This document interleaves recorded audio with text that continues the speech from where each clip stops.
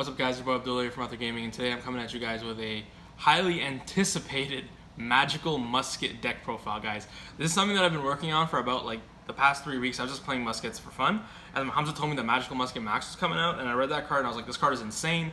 And it's a deck that I've been playing around with quite a bit, and like it has pretty good matchups across the metagame, so it's not like a complete like trash tier 3 deck.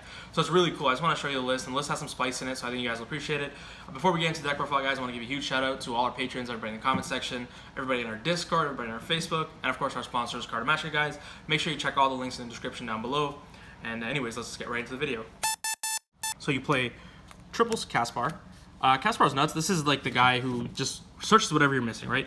Anytime a musket card is, or anytime a spell or trap is activated in the same column as Caspar, whether it's yours or your opponent's, you get to search your deck for any musket card that has a different name from the card that was activated. So the card is insane, and this is really what we need to get our engine going, and this is really what we use to make sure we always have the correct card to be able to play. So Caspar is aided with the double Starfire. I'm not playing 2 just because it is one of the worst ones to open, just because like it's so susceptible to getting hand trapped in the sense of like Ogre or Gamma, and it just wasn't that great, but like it just acts as extra copies of Caspar, so I decided to play the 2. It's a ratio that I've been playing with quite a bit. Starfire's effect is that when you activate a spell trap in the same column as her, she lets you special summon a musket monster from your deck. They also have the ability, all the muskets do, of being able to allow you to activate magical musket spells and traps from your hand, which is insane because it's just like a deck full of hand traps at that point. So Starfire is really good for that. Like if you were playing the Utopia double build, which I'm not playing, you would max out on this and play the other 4s as well. But 2 Starfires is what's been coming up in testing, and it's really powerful. Then I play the triple magical musketeer Doc. This card is insane. This is the Kogari of our deck. It lets us add, when a spell trap is active in the same column as Doc, he lets you add back a musket spell trap, but not one with the same name. So he's really useful because overall in like the grind game, like you can recur your resources very easily with him. And there's something called a Doc Lock where you just keep going, like you'll activate like the I trademarked that, the Doc Lock, where you activate like a spell or trap in its zone, and then like, you know, you negate something, and then you use Doc's effect to add back another spell and trap, and you use that one like on your next turn to add back the other spell trap. So basically you just recur your advantage, and it lets you outgrind against decks like Salamangreat and Sky Striker and Orcust, and which is why I think this deck is really good, because it has like pretty decent matchups against those. So Doc is very powerful for that. We're going to max out on it just because of the tie synergy as well. Then the next 3 we play is Kid Brave. Only 2 just because like this guy always gets interrupted with a hand trap because he's a discard draw 2, and you might not always have a musket monster. So when a spell trap is activated in the same column as Kid Brave, lets you discard a musket card to draw 2 cards. So it's really good to help you, you know, cycle through your deck, get to the cards that you're really looking for, get cards in graveyard for Doc to add back as well. And 1600 attack is relevant just because like he's one of the higher attack musket monsters, and with Boral Sword, like it's really easy to OTK with just him. And the deck makes Boral Sword for free essentially. So yeah, this is the 2 Kid Brave, and then the 1 Magical Musketeer Wild for, this guy is Daiguso Emerald. So when a spell trap is acting in the same column as him, you shuffle 3 muskets, spell traps in your graveyard, draw a card. Card is insane because in the later game against decks like Salamangreat, Orcust, Sky Striker, you never run out of gas. And by the time you get to the point of this deck is to simplify the game state, and then use cards like Kid Brave to power advantage, use cards like Doc to make sure you always have cards, and this card just lets you sit there and make sure you never run out of resources. And I think that's why it's really powerful, and I think it's really useful to play just because of that. You never really want to draw him, so we just play the 1 just because we have easy access to him with Starfire, as well as with cards like Caspar, so it's like, it's still super useful. It's the highest attack of the musket monsters at 17. The card is insane. I don't play Calamity just because I'm not playing the rank 4 build with a Utopia and Utopia double. I just don't like playing the brick, but also I wanted to play something that was a little bit different than what you guys might be used to be seeing on YouTube. So that was it for the musket monsters, guys. I believe we played 11. It's pretty consistent to be able to open a musket monster in this deck, which is what you really want to see. We play the hand traps. I play the double Effect Veiler, the double Ash Blossom, and the double Ghost Ogre. Basically, I don't want to flood my hand with hand traps, so I chose to go with just 2 of each of them. I didn't want to play 3 Ash, 3 Ogres because you want like the coverage around. You could force more hand traps in this deck. I don't think it's needed. Like this is the perfect ratio that I've played, and I've really enjoyed it. Veiler is very powerful just because you can cut through chain blocking, and it can really interrupt your opponent's plays. Ash Blossom, of course, is super generic, and Ghost Ogre is insane because sometimes it's hard to deal with like monsters on the board, and Ghost Ogre can just remove those bodies. So all 6 of these cards put in a ton of work, and there might be a case to like, you know, increase them, but I think that 6 is just perfect. And I think these are the 6 or the 3 ideal hand traps that I want to be playing this format. That's it for the monsters, guys. Now we're going to go into more hand traps, essentially. Magical Musket Cross Dominator. cross domination. This is one of the reasons to play the deck. Basically, it's target an opponent's monster, that card's attack becomes 0, and negate its effects. You can use it in damage calculation. This is how you out monsters like Colossus. It shuts down your opponent's plays. It's a spell, so you can't call by the grave it, like the other hand traps. And it's just like super powerful for that. Like, this is one of the ways that you win, is that you simplify the game state with this card, like negate your opponent's effect, get back to your turn, cast bar triggers, search is another spell, and this is just insane. It also helps us beat over monsters, and in that regard, we also play the Steady Hands. I just played the one copy of it, just because I just kind of threw it in, and it was very powerful when it went off. It helps me beat over cards like Salad or like Orcus. Sometimes they just sit on a Galatea or sit on a Sunlight Wolf. It's a little bit bigger than your monster, so you use the Steady Hands to get over it. So with this and Cross Dom, we can essentially out big threats, negate their effects, and this will double the attack and defense of a musket, so they can attack into your cast bar, use Steady Hands and damage calc. Like, cast bar goes to 4,000 defense, they take a lot of life points, and then you trigger the cast bar search, and you search one of these guys, and so it's also super useful. The card can also be used, you can just activate it to target your own musket, so it helps to trigger their effects. That's it for the musket spells that we play, just the 4. Next we play is the Triple Ties of the Brethren. Leave me alone, I only have one ultra rare here, I don't know where the other 2 ones are. This is like a win button in this deck, right? Because basically you'll target one of your level 3 muskets and summon out the other 2 muskets with different names. You can't special from the extra deck for the rest of the turn, you can't connect your battle phase. Who cares?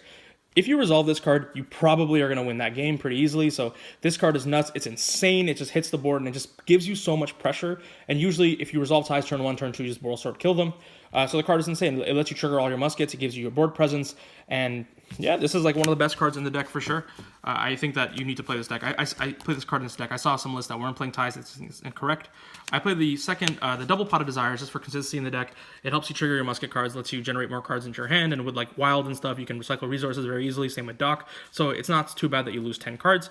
I don't play the third Pot of Desires because I always draw the third. So I know the theory on that isn't too solid, but like personally, I feel like you only need the 2, and like you never want to draw the Desires off Desires. I know the stats on it is very low, but I've always just played double Desires, and I really like the ratio, and I think that this card is mandatory in this deck. You could play 3, and I probably should play 3, but 2's been testing very well for me. Then we play double Super Polymerization in main deck. We don't need to use our extra deck, really, and this card is very powerful going first or going second in the current metagame, and like, if you think about it, like, we have like 8 go second cards that are just like naturally go second cards, and this helps us break boards. Super Poly is insane. We don't need the extra, so we have tons of space for Super Poly targets, and it's crazy because it just breaks the board, and our muskets trigger on the resolution, so this card is broken. If I could play 3, I'd play 3. If I could play 10, I'd play 10. Then we play the Triple Call by the Grave. This card isn't nuts. It helps us resolve our musket effects, helps us resolve cards like the Desires, Ties of the Brethren, and it also helps us protect our musket monsters on the board from dying to cards like Ghost Ogre, which is like super powerful against our deck. And not just that, but you can set it turn 1, you know, even going second, it's not horrible. And like, because we play like a limited count of these hand traps, like 2 of each kind of thing, like we never get locked out by like calling their Ghost Ogre, then our Ghost Ogre gets turned off because like it doesn't come up like that. And it's just super useful. It's like turns off Salamagrate's plays, turns off like Orcus plays, so the card is really powerful, and I think it's mandatory in this deck. Then we play the 1 Upstart Goblin. We play 41 cards in this deck, but it's kind of like Striker in the sense that like you don't care about the deck, like the cards in deck, just because Upstart is just another spell engrave. But in our instance, it's just a way to trigger our muskets, and it's like a 0, so it just shuffle your hand kind of thing. Lets you recycle some resources. Your muskets will trigger, and like that's why Upstart's very powerful in this deck. So we play the 1 Upstart Goblin, and then, speaking of which, we play the double Magical Mallet. Alright, this card is insane. It lets you trigger your muskets turn 1 when you don't have anything else. Lets you fix your hand. Sometimes you draw into hands of just 5 spells, or draws into hands of just 5 monsters, and Mallet just fixes everything. And under like Cast Bar, it just replaces itself. So it becomes absolutely worth it from a card advantage perspective, and this card is insane. Like, you want to dig for that Ties of the Brethren turn 1, and like the Mallet is just broken. 3's a little excessive, but 2 was just perfect. This card is nuts, and like, it's not a meme in this deck, guys. Magical muskets with magical mallets, beautiful. That's all for spells, guys. Now we're going to go into the traps. So I only play musket traps. I play the triple Last Stand, and I know this is not typical, but this card is nuts, right? This card is so powerful whether you go first, whether you go second, because going second against decks like Salamagrate, against decks like Sky Striker, where the Widow Anchors are alive, you'll normal summon your monster, attempt to trigger their effect, they'll negate it, and you'll just chain Last Stand, end the chain. Card's insane. I want to see it all the time against like decks like Draco and Altergeist. I played against Draco, and I resolved all 3 Last Stands over the course of 2 turns, and that game ended very quickly. This card is just insane, and I want to see it, which is why I'm playing 3. It's got my boy Wildlands, got the best artwork in the set. The next card we play is the Triple Desperado. Everybody knows what this boy does. Basically, you can target a face-up spell, a face-up card on the field, and just destroy it. Simple. This is Trident. This is the way we interact with our opponent's boards on the most part, and like, it's really cool when you can go like you can start looping this with like Doc and stuff, or looping this with like Caspar, where you go Desperado, right? Pop something, trigger Caspar, search cross dom under Doc, Doc effect, add back Desperado, and you just like have like this endless like advantage engine of resources. And this is how we simplify the game state. Because it's a trap card, it's very hard to interact with our opponent. There's very few, like, there's limited outs to it, as opposed to like monster effects. And like, you can't call by the grave this, you can't call by the grave like cross dom. So it's like there is very limited counterplay to this card unless they decide in red reboot against you, and they do. So I got red reboot on my Desperado, and I just last night of the red reboot, and the game ended there because I only had to do 4K. Card is nuts. This is one of the reasons why you want to play this deck, just because of how cool Desperado is.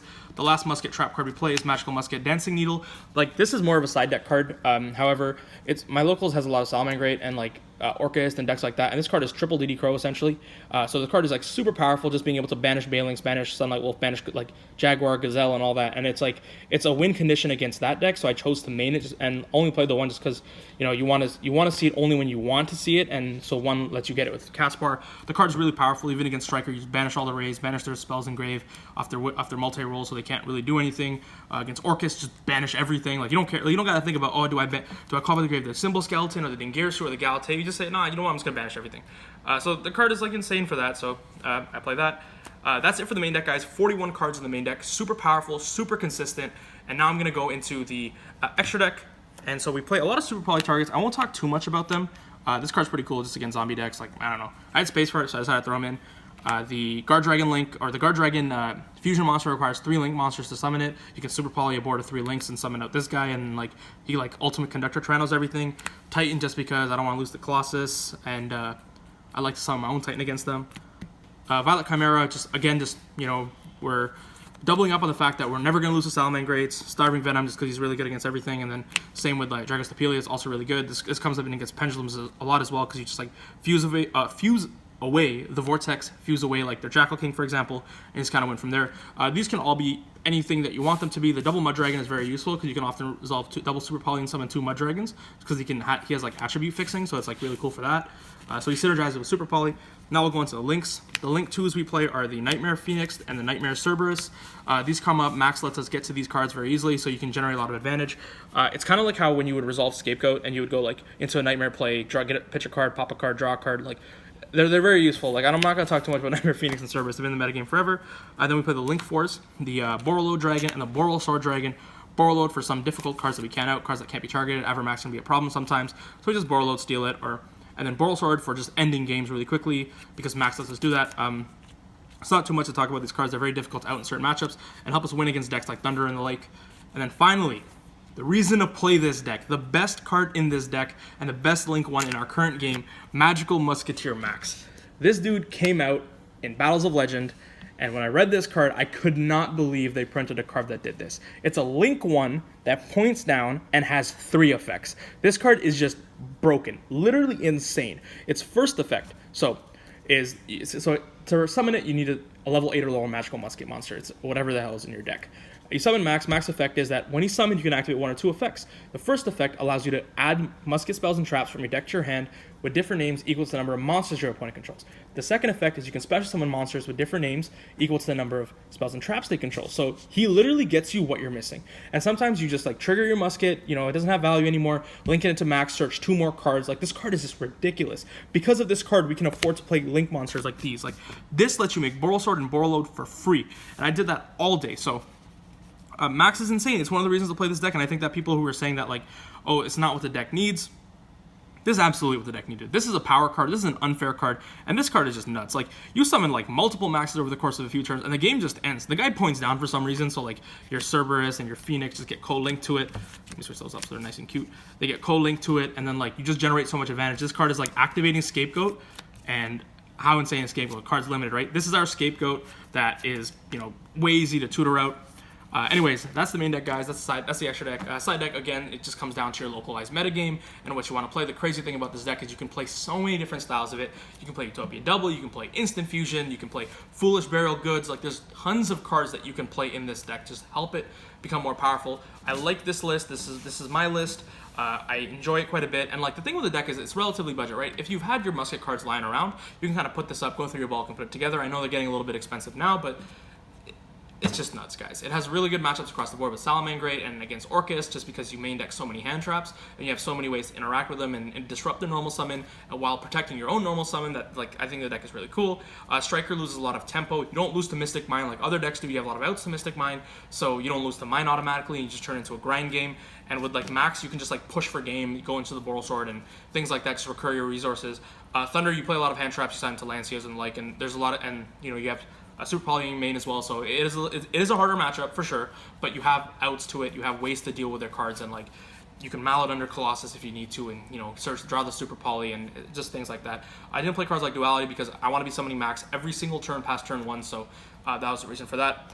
Anyways, guys, let me know what you guys think about my deck profile. Let me know what you guys are playing in Magical Muskets, and let us know what you want to see next. I want to put up a Vendred profile next, right? So anyways, guys, thanks for checking us out, guys. As always, thank you for your support. Make sure you like this video. Make sure you leave a comment down below. Make sure you subscribe. It's Abdullah from Ather Gaming, guys. Signing out. Peace.